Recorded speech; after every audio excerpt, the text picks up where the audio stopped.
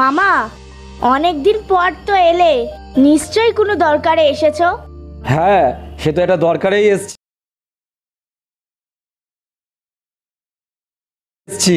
কি দরকার রে ভাই? দুষ্টুর জন্য একটা ভালো সম্বন্ধ এনেছি, খুব ভালো ছেলে। बेटा मन में लड्डू फूटा। তুই এসব কি কথা বলছিস? আমার মেয়ের এখনো দুধে দাঁত ভাগেনি। ওর বয়স কত যে ওর বিয়ে দেব? এই মা হচ্ছে আমার জীবনের সবচেয়ে বড় শত্রু। তাহলে আর কি, আসি। আরে চলে যাচ্ছিস? এতদিন পরে এলি, শুধু মুখে চলে যাবি?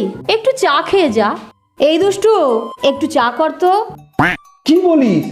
দুষ্টুকে দিয়ে চা করাবি? ও চা করতে পারবে? কেন পারবে না? এত বড় ধাড়ি মেয়ে হয়ে গেল, আর একটু চা করতে পারবে না? ও, চা করার সময় আমি ধাড়ি মেয়ে না, আর মামা যখন বিয়ের সম্বন্ধ নিয়ে এলো, আর তখন আমার দুধের দাঁত পড়েনি। পারবো না আমি চা করতে।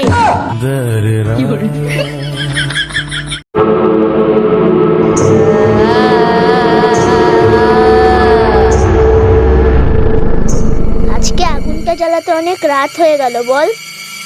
অন্য দিনের থেকে আজকে যেন অনেক ভয় ভয় করছে বল। আগুনটা নেভা মাত্রই আমরা কিন্তু উঠে বাড়ি চলে যাব। আমাকে একটু আগুন পোহাতে দিবি? ওরে বাবা রে!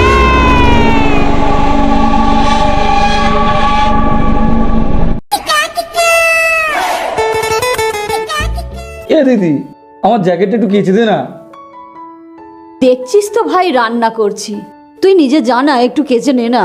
দুদিনের জন্য দিদির বাড়ি এসে আমারও জামা কাপড় কাচতে হবে? আরে বাথরুমে গিয়ে দেখ না, সব ব্যবস্থা করাই আছে। অগত্যা, কি আর করা যাবে। A few inches later. এ দিদি, তোদের বাথরুমের ওয়াশিং মেশিনে কি হয়েছে? আমার জ্যাকেটে তো ফিরত দিয়ে এলো না। Washing machine? ওয়াশিং মেশিন কোথায় পেলি? আয় না, দেখবি, আয় আয়, এই দেখ, এই দেখ, এই তো। কই, কোথায় ওয়াশিং মেশিন? অন্ধ নাকি তুই? এই তো, এই সাদা কোটোটা। কোনটা বলতো? এইটা নাকি?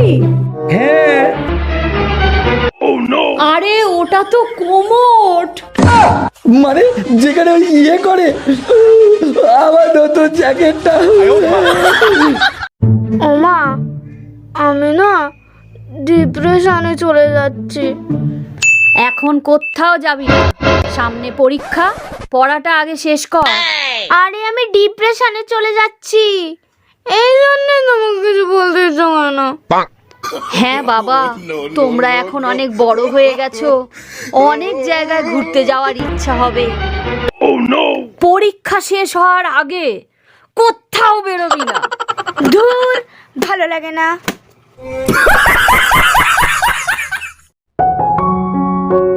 অনেকগুলো বাকি রয়েছে। ওমা, আমি মামার বাড়ি যাব। আমার অনেক কাজের প্রেশার। না না, আমার ডিসেম্বরের ছুটি পড়ে গেছে, আমি যাব। হুম, এ তো শুনবে না। তাহলে মামার বাড়ি সম্পর্কে কিছু বাজে বাজে কথা বলতে হয়। আরে শোন বাবু, মামার বাড়িতে না প্রচুর মশা এই টাইমে। না না, তুমি যতই মামার বাড়ির সম্পর্কে বাজে কথা বলো, আমি যাবই।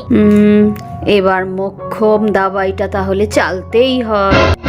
শোন, মামার বাড়ি গেলে এই ঠান্ডায় প্রত্যেক দিন ঠান্ডা জলে স্নান করতে হবে।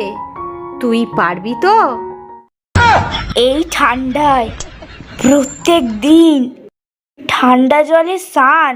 আমি তো সপ্তাহে একদিন স্নান করি। না না না, ঠিক আছে।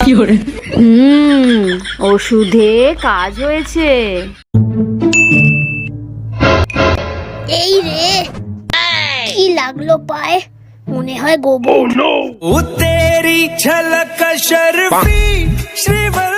এই কি রে, পা ঘষতে ঘষতে যাচ্ছিস কেন? আরে পায়ে মনে হয় গোবর লেগেছে।